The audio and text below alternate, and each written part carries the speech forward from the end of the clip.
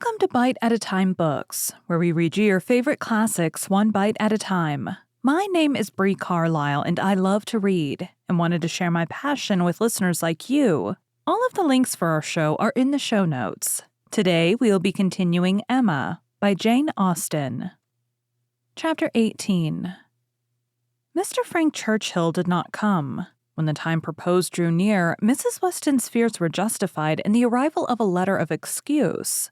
For the present, he could not be spared, to his very great mortification and regret, but still he looked forward with the hope of coming to Randalls at no distant period.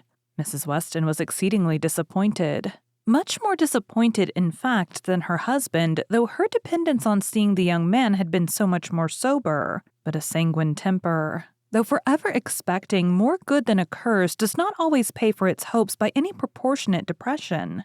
It soon flies over the present failure and begins to hope again. For half an hour, Mr. Weston was surprised and sorry, but then he began to perceive that Frank's coming 2 or 3 months later would be a much better plan, better time of year, better weather, and that he would be able, without any doubt, to stay considerably longer with them than if he had come sooner. These feelings rapidly restored his comfort, while Mrs. Weston, of a more apprehensive disposition, foresaw nothing but a repetition of excuses and delays, and after all her concern for what her husband was to suffer, suffered a great deal more herself.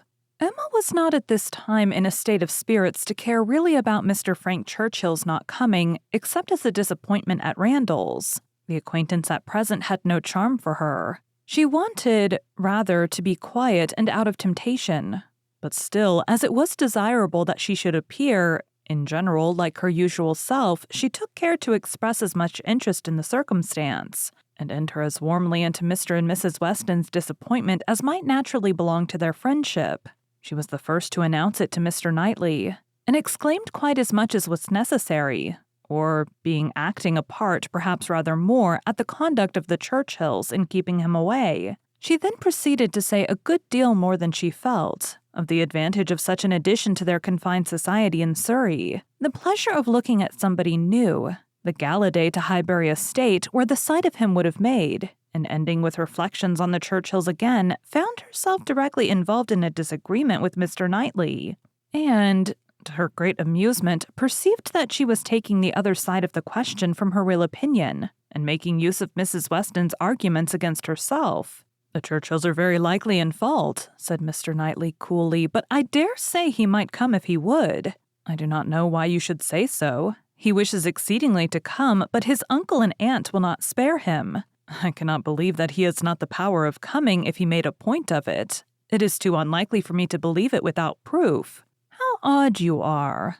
What has Mr. Frank Churchill done to make you suppose him such an unnatural creature?" "I am not supposing him at all an unnatural creature, in suspecting that he may have learned to be above his connections, and to care very little for anything but his own pleasure, from living with those who have always set him the example of it. It is a great deal more natural than one could wish, that a young man, brought up by those who are proud, luxurious, and selfish, should be proud, luxurious, and selfish too. If Frank Churchill had wanted to see his father, he would have contrived it between September and January. A man at his age, what is he, 3 or 4 and 20, cannot be without the means of doing as much as that. It is impossible. That's easily said and easily felt by you, who have always been your own master. You are the worst judge in the world, Mr. Knightley, of the difficulties of dependence. You do not know what it is to have tempers to manage. It is not to be conceived that a man of 3 or 4 and 20 should not have liberty of mind or limb to that amount. He cannot want money.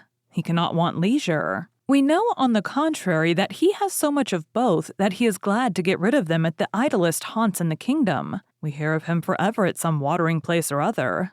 A little while ago he was at Weymouth. This proves that he can leave the Churchills. Yes, sometimes he can. And those times are whenever he thinks it worth his while, whenever there is any temptation of pleasure. It is very unfair to judge of anybody's conduct without an intimate knowledge of their situation. Nobody who has not been in the interior of a family can say what the difficulties of any individual of that family may be. We ought to be acquainted with Enscombe and with Mrs. Churchill's temper before we pretend to decide upon what her nephew can do. He may at times be able to do a great more than he can at others. There is one thing, Emma, which a man can always do if he chooses, and that is his duty. Not by maneuvering and finessing, but by vigor and resolution. It is Frank Churchill's duty to pay this attention to his father. He knows it to be so. His promises and messages. But if he wished to do it, it might be done. A man who felt rightly would say at once, simply and resolutely to Mrs. Churchill, "Every sacrifice of mere pleasure you will always find me ready to make your convenience, but I must go and see my father immediately. I know he would be hurt by my failing in such a mark of respect to him on the present occasion. I shall therefore set off tomorrow."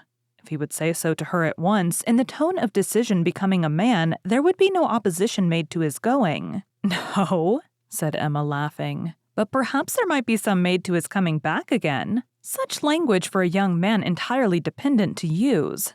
Nobody but you, Mr. Knightley, would imagine it possible. But you have not an idea of what is requisite in situations directly opposite to your own. Mr. Churchill to be making such a speech as that to the uncle and aunt who have brought him up and are to provide for him, standing up in the middle of the room, I suppose, and speaking as loud as he could. How can you imagine such conduct practicable? Depend upon it, Emma, a sensible man would find no difficulty in it. He would feel himself in the right, and the declaration, made of course as a man of sense would make it, in a proper manner would do him more good, raise him higher, fix his interest stronger with the people he depended on, than all that a line of shifts and expedients can ever do. Respect would be added to affection. They would feel that they could trust him, that the nephew who had done rightly by his father would do rightly by them.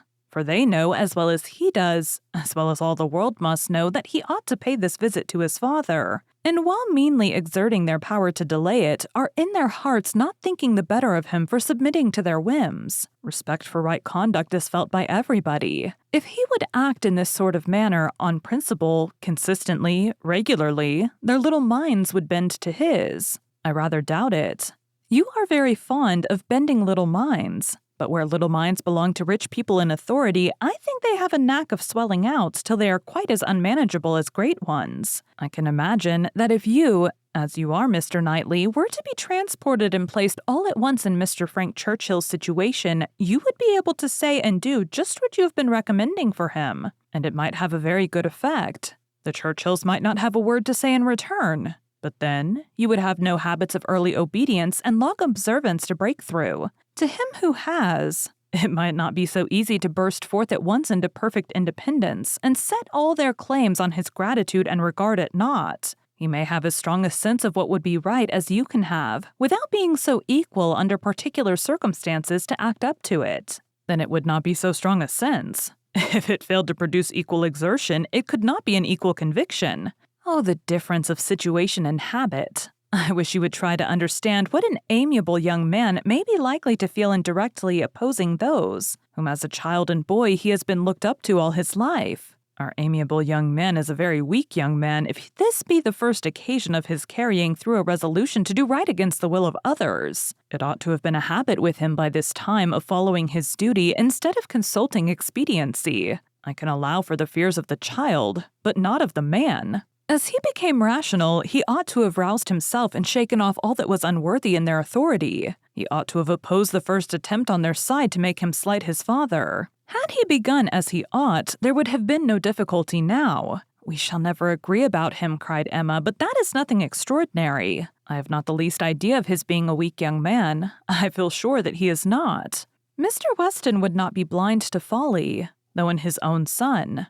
But he is very likely to have a more yielding, complying, mild disposition than would suit your notions of man's perfection. I dare say he has, and though it may cut him off from some advantages, it will secure him many others. Yes, all the advantages of sitting still when he ought to move, and of leading a life of mere idle pleasure and fancying himself extremely expert in finding excuses for it. He can sit down and write a fine flourishing letter, full of professions and falsehoods, and persuade himself that he has hit upon the very best method in the world of preserving peace at home and preventing his father's having any right to complain. His letters disgust me. Your feelings are singular. They seem to satisfy everybody else. I suspect they do not satisfy Mrs. Weston. They hardly can satisfy a woman of her good sense and quick feelings, standing in a mother's place, but without a mother's affection to blind her. It is on her account that attention to Randall's is doubly due, and she must doubly feel the omission. Had she been a person of consequence herself, he would have come, I dare say, and it would not have signified whether he did or no. Can you think your friend behindhand in these sort of considerations? Do you suppose she does not often say all this to herself? No, Emma. Your amiable young man can be amiable only in French, not in English. He may be very amiable, have very good manners, and be very agreeable, but he can have no English delicacy towards the feelings of other people. Nothing really amiable about him. You seem determined to think ill of him. Me? Not at all, replied Mr. Knightley, rather displeased. I do not want to think ill of him. I should be as ready to acknowledge his merits as any other man, but I hear of none, except what are merely personal, that he is well-grown and good-looking, with smooth, plausible manners. Well, if he has nothing else to recommend him, he will be a treasure at Highbury. We do not often look upon fine young men, well-bred and agreeable. We must not be nice and ask for all the virtues into the bargain. Can you not imagine, Mr. Knightley, what a sensation his coming will produce? There will be but one subject throughout the parishes of Donwell and Highbury, but one interest, one object of curiosity.